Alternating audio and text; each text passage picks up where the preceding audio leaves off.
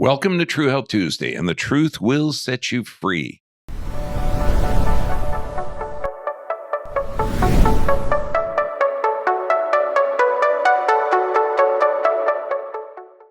Now, this pooping 3 times a day. Now, this True Health Tuesday was inspired by this question from Daisy Colfries. I'm eating healthy and nothing.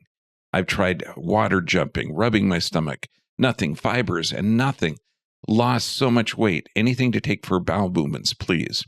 What to use for bowel movements, please. Water jumping, rubbing my stomach, nothing. What to do? Bowel movements, please. This is hugely common, and this is what we ask every patient. Now, let's go on what the medical world thinks is normal. And then normal bowel habits vary a lot. Gastroenterologist also cite the following rule of threes. Either 3 times a day or 3 times a week could be normal, depending on the individual. I'm in total disagreement of that. That said, pooping around 3 times a day is not a red flag. In fact, it can reflect healthy digestion, especially in people with regular eating habits. So let's look at the gastrocolonic reflex. After eating, the stomach sends signals to the colon, stimulating movement. If someone eats 3 balanced meals a day, this reflex may trigger a bowel movement each time. Food comes in, food wants to go out.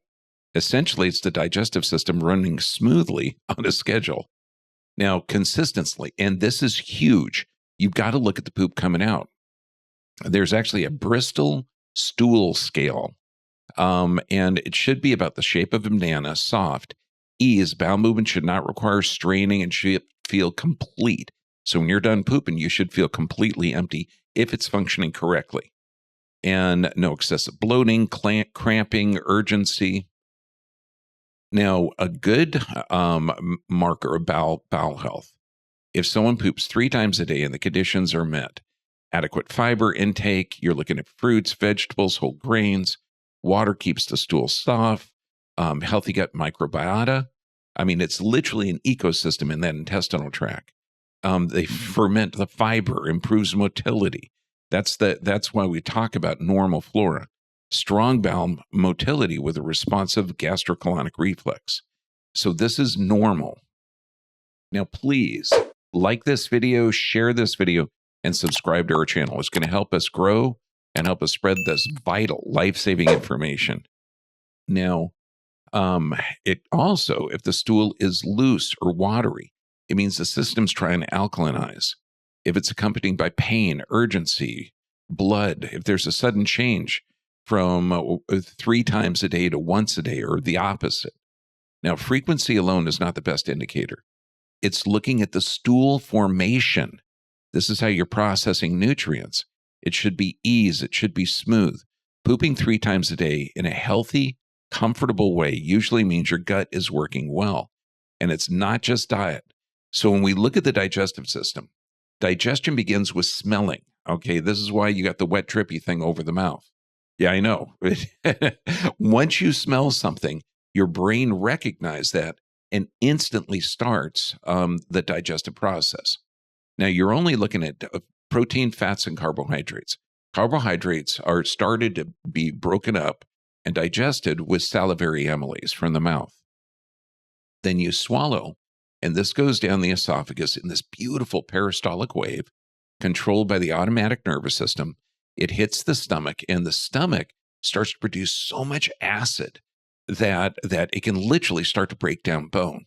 And there's a muscle on top of the stomach. Once there's presence of acid in the stomach, then this muscle called the lower esophageal sphincter tightens up. And this is why you don't want to drink water during meals, because it dilutes the acid in the stomach and loosens that lower esophageal sphincter. Then it hits the duodenum. In the duodenum, there's more sensors.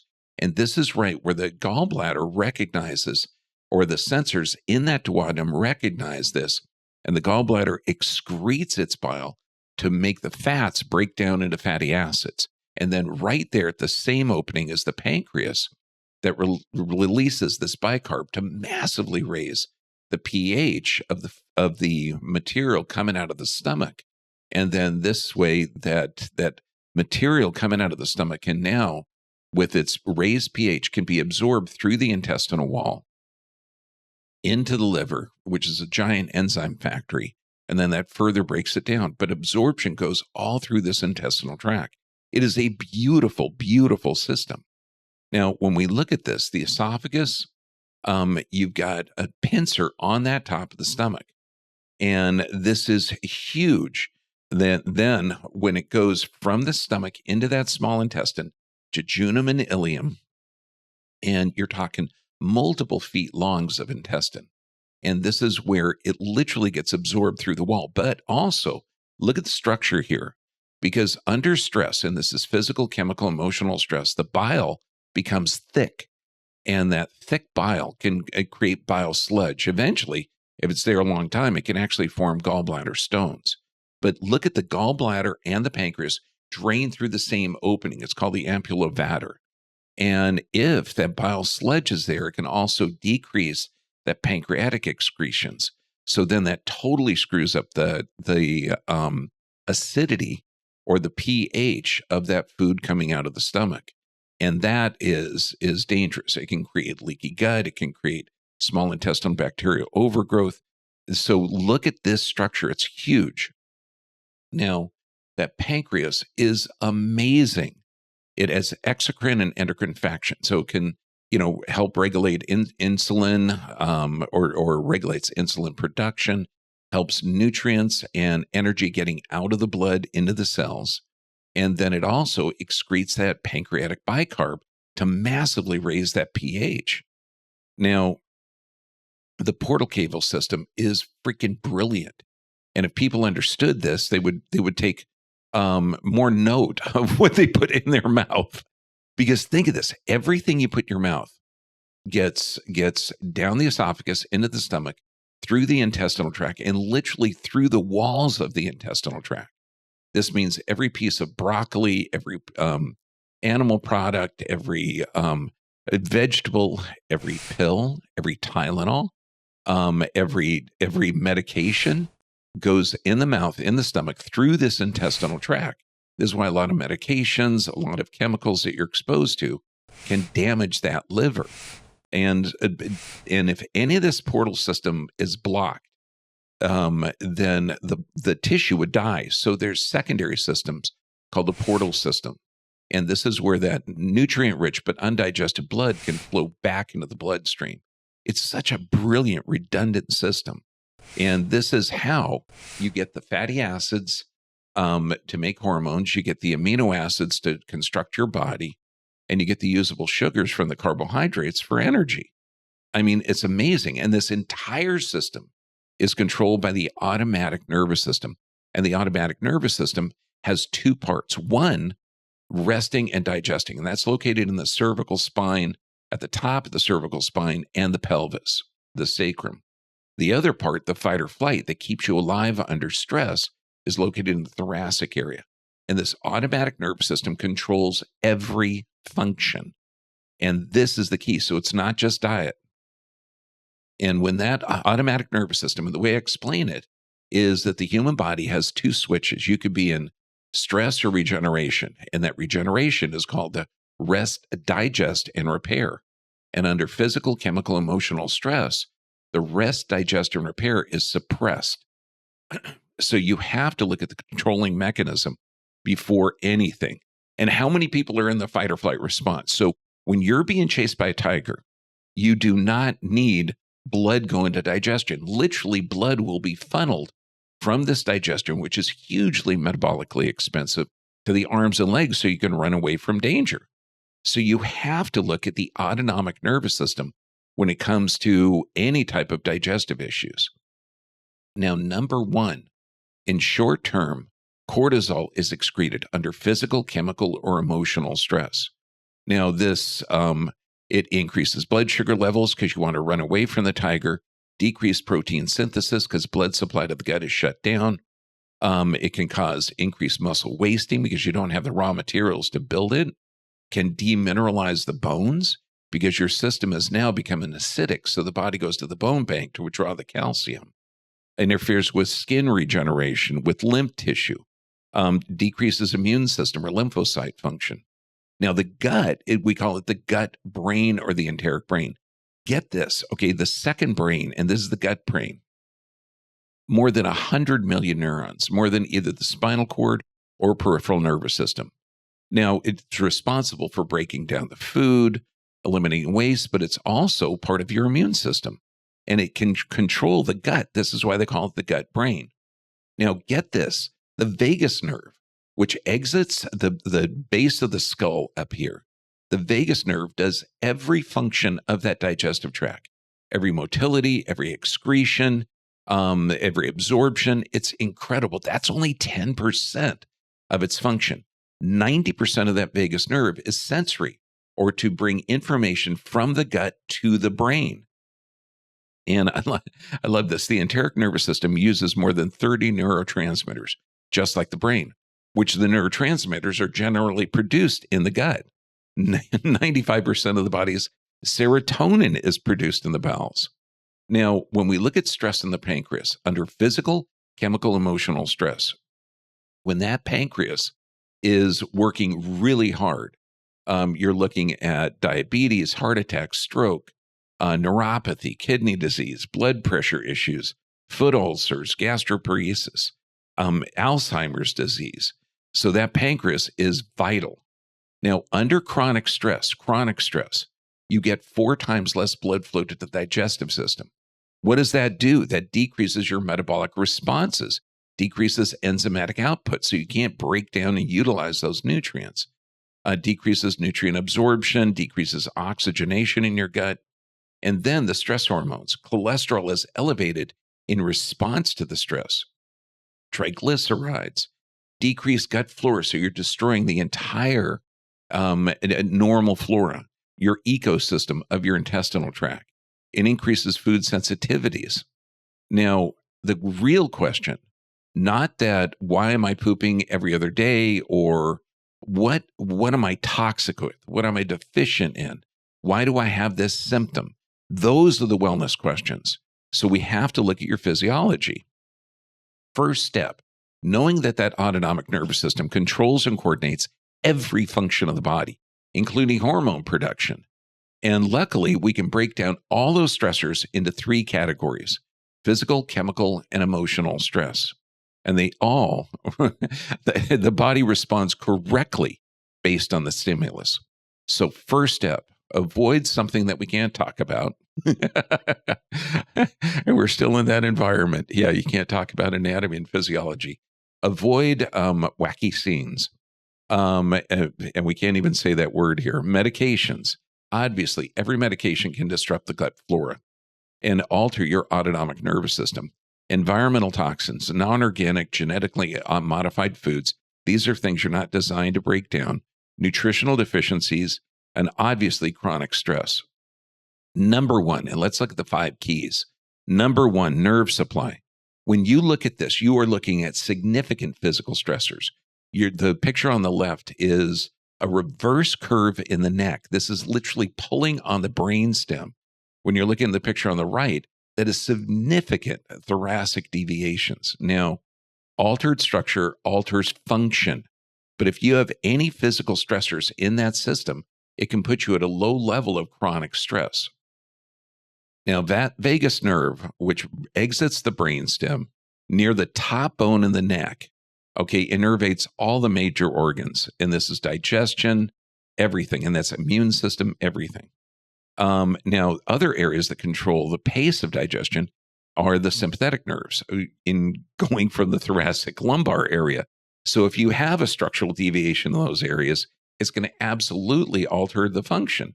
Spinal misalignments in any of these regions can lead to neurologic compromise and altered digestive functions. Now, vertebral subluxations, this is what a chiropractor identifies with on nerve scans and the x-rays. And this is a misalignment of the spinal vertebrae, which can alter that sensory input into the brain, putting the body in a stress state. Now, the impacts of sympathetic activity, if subluxations occur in the thoracic and lumbar spine, they can potentially overstimulate the sympathetic. That's the fight or flight system. And this can lead to reduced gut motility, one poop a day if you're lucky, decreased digestive and enzyme production, constipation, bloating, indigestion, all super common under sympathetic stimulus. Now, subluxations in the cervical and sacral spine can interfere with that parasympathetic nervous system. And this is the rest, digest, and repair. Impaired vagal nerve communication to the stomach and intestines, reduced stimulation for peristalsis, so you don't have that beautiful wave pushing food through. That's the bloating. And then difficult with regular bowel movements. Now, what adjustments do? We literally release pressure on the nervous system. We remove the interference, okay? And thereby we reduce the pressure or irritation or sensory input from those nerves. Now, balance in the autonomic nervous system. And by restoring proper nerve function, adjustments help rebalance those autonomic nervous system, allowing the rest, digest, and repair, that parasympathetic, to function correctly. Now, when you're looking at bowel movements, improved peristalsis, this enhances the nerve signals to the intestinal tract. It can lead to more efficient and regular contractions. That's that movement of food through this beautiful system. Now, increased digestive secretions when you have a normal functioning. And this is going to be stomach acids, enzymes, bile, aiding in that nutrient breakdown. Obviously, reducing constipation, then relieving bloating, indigestion, reduces stress reduction, chiropractic care, and this relieving pressure on that autonomic nervous system can reduce overall stress, and especially inflammatory bowel or irritable bowel syndrome. So you've got to get that nervous system clear of interference. Then regular exercise. This is incredible. You are blessed with a hunter-gatherer body. So just like when mom said, you only brush the teeth you want to keep, you only move the joints you want to keep. Sedentary lifestyle is toxic. Now, humans are not programmed to be inactive. You have to move your body. Now, the accelerated sedentary lifestyles that we have in this planet and constant food availability disturbs this ancient metabolic process, leading to excessive storage of energy in the tissue, difficulty in processing fats, dyslipidemia, and insulin resistance. A consequence of the prevalence of type 2 diabetes, which is 95% of all diabetics, obesity and metabolic syndrome has increased significantly over the last 30 years. And thank God the scientific community, even though there's a heck of a lot of resistance, is now starting to understand this, that what you put in your system becomes you. Now, what do regular bowel movements do to your system? Okay, peristalsis is the key. And this is that beautiful wave that goes through the intestinal tract. And it starts from the esophagus, stomach, small intestine, large intestine. It's like squeezing a tube to push its contents along. So what does exercise do to help this process? Well, especially aerobic exercise. It gently massages your internal organs. And this is also why you have the diaphragm above this beautiful system. Because every time you breathe, when that diaphragmatic movement moves, you're actually moving the lymph. You're helping all the intestinal tract. Exercise increases blood flow throughout the entire body, including the digestive organs, and the mechanical stimulation. Running, walking, jumping help shake things up. Literally, you have 4 times the amount of lymph in your body than you do blood, and lymph gets its movement through movement. It doesn't have a pump. Now, what do exercise do? Well, it strengthens the abdominal muscles. That's core strength. So look at planks, crunches, look at raking, moving. I mean, it's incredible. Now, strong abdominal muscles are crucial for effective bowel movements. And this literally helps push that stool out through the rectum without excessive straining. Easier, more complete bowel movements, reduced effort, potential discomfort associated with defecation. Exercise is amazing. And then you got the gut-brain axis. Brilliant, brilliant. This is where neurotransmitters are. This is why they call it the enteric brain. Stress and anxiety significantly reduce that digestive function, leading to diarrhea, constipation, indigestion. Exercise, regular exercise. You got to take exercise like it's a vitamin. releases endorphin, improves mood, help manages hormones. And this is every day. You got a hunter-gatherer body, a calmer mind. That's, again, exercise. Calmer gut, allowing healthy digestive functions. Exercise is essential for your physiology. And even in people that can't move their legs, paraplegics, we show them breathing exercises, arm exercises. Now, proper nutrition, hugely important. Number one is water, minimum of a liter of water a day, but healthy water, water that's has no chemicals and has good mineralization. And use your urine as your guide. If the urine is dark, it means you got to get some more water. And if you're sweating, you need more. Now, optimal. When you're looking at the core principles of digestion, healthy fiber, and remember that intestinal tract is a muscular tube. If that muscular tube works harder, it becomes healthier. So you need good fiber, you need good hydration, healthy fats, a balanced gut microbiome. It's an ecosystem. High fiber intake is the key. So when you look at this, you got soluble fiber. Now this dissolves in water, gel-like substance, helps soften stool and makes it easier to pass. This is also when we're talking about oats, barley, nuts, seeds, beans, lentils, apples, citrus fruit. This also, that healthy stool movement, helps with prostate function. Now, insoluble fiber, this adds bulk to the stool. And it literally, it's something your body can't recognize, but it works that intestinal tract. That intestinal tract is a muscle, and it needs to operate. Look at wheat bran, brown rice, whole grains, the skin of fruits and vegetables, leafy greens. Look at least 25 to 38 grams of fiber per day for adults.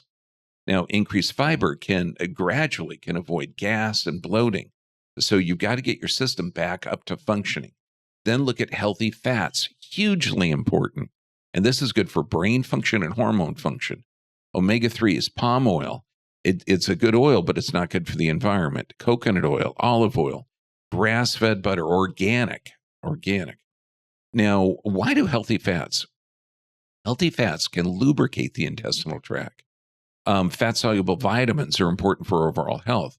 Look at avocados, olive oil, nuts, seeds, fatty fish, anchovy, mackerel, sardines, wild-caught salmon.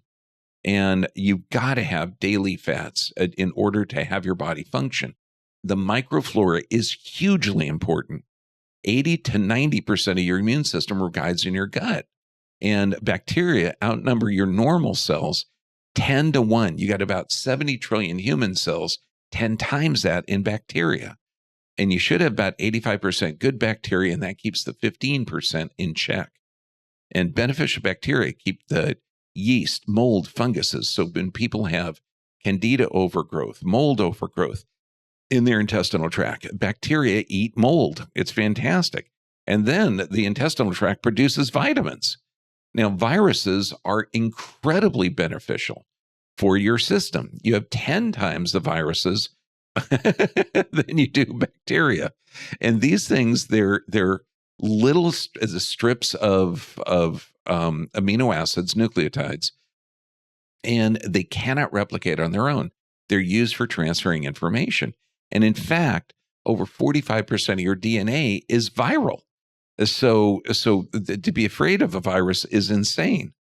Now, what does the function of your gut flora do? This is why you have an ecosystem.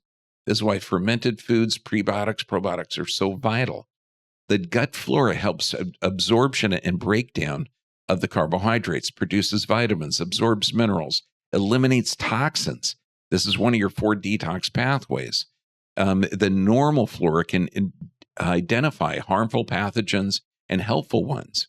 It aids in antibody production to provide support to the immune system, keeps harmful bacteria under control. This is why you've got to get it. So what damages that ecosystem? What damages that gut flora?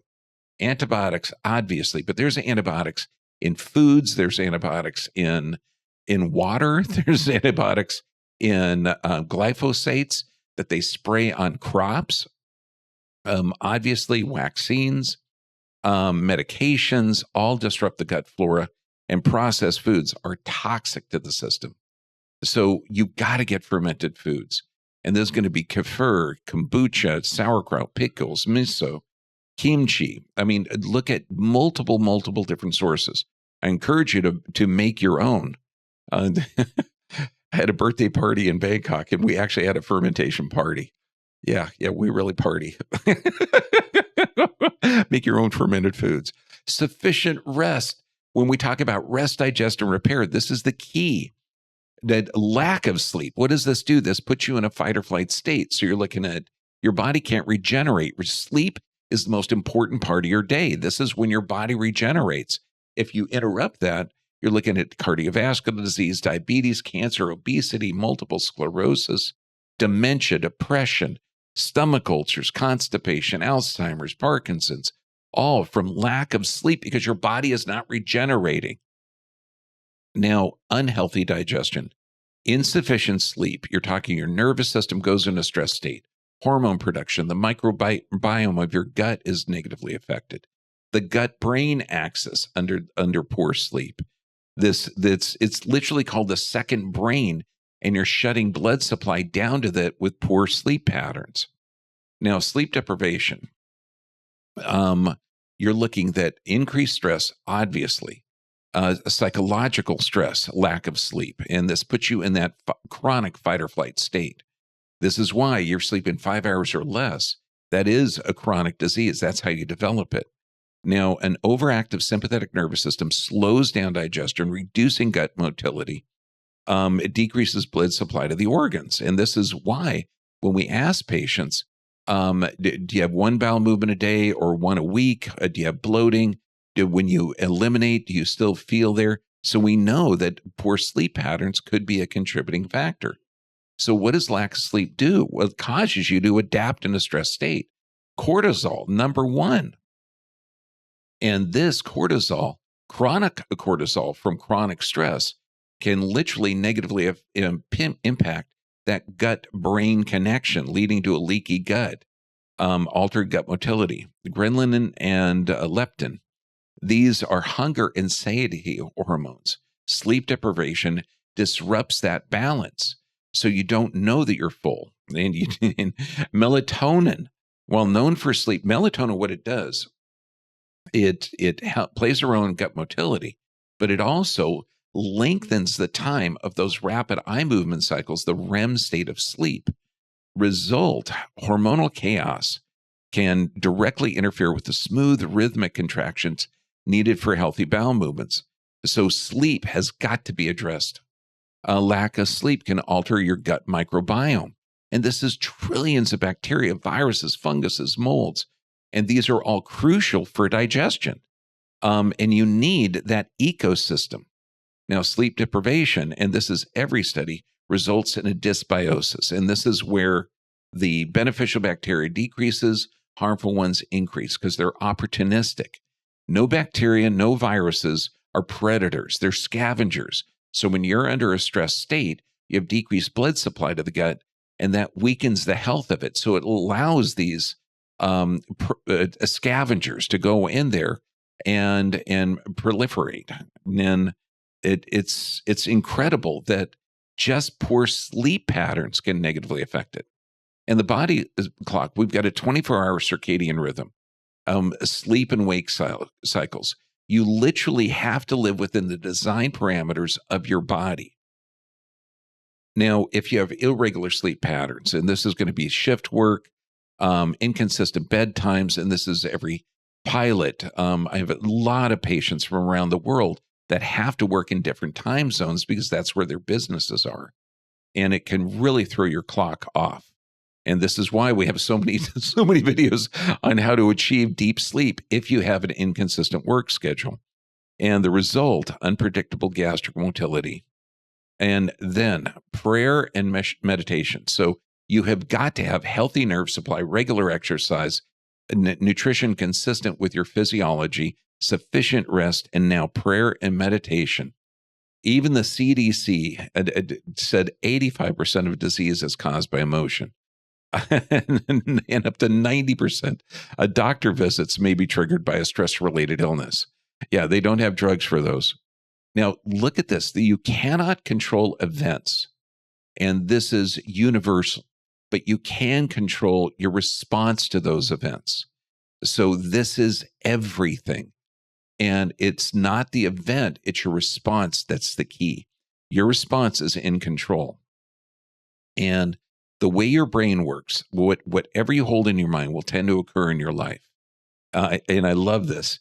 If you continue to believe as you've always believed, you continue to act as you have always acted.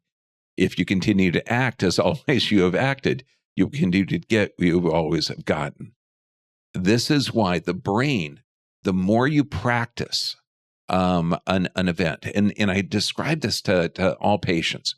If you practice tennis 4 to 5 hours a day, 7 days a week, you'd get pretty good at tennis. Okay, if you practice anxiety and stress, and the brain has between 60 and 90,000 thoughts a day. Problem is, most of those thoughts are the same you had the day before.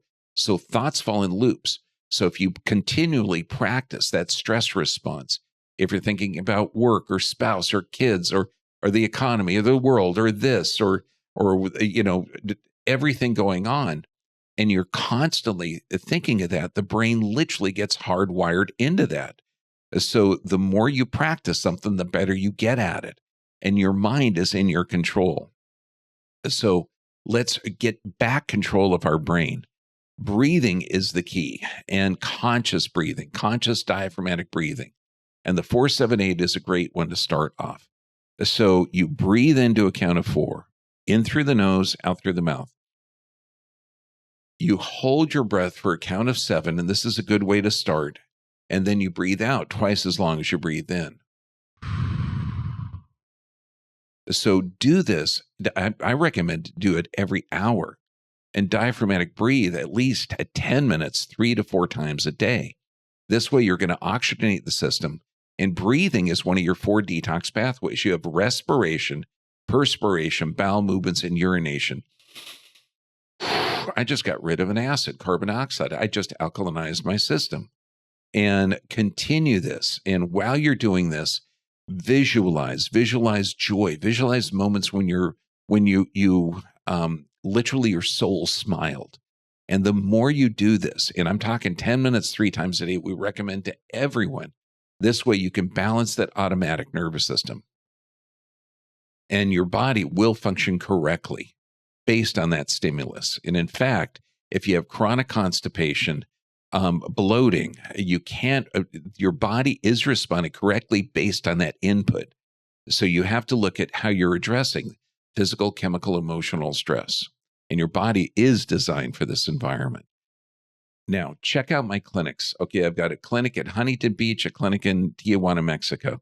And what we do down there is unique. Our clinic in Mexico, in Tijuana, we pick you up on this side of the border, the American side, drive you across. We're located in the floor of the hotel, but we have American Biodental, American holistic care, and Bergman family chiropractic, all under one roof.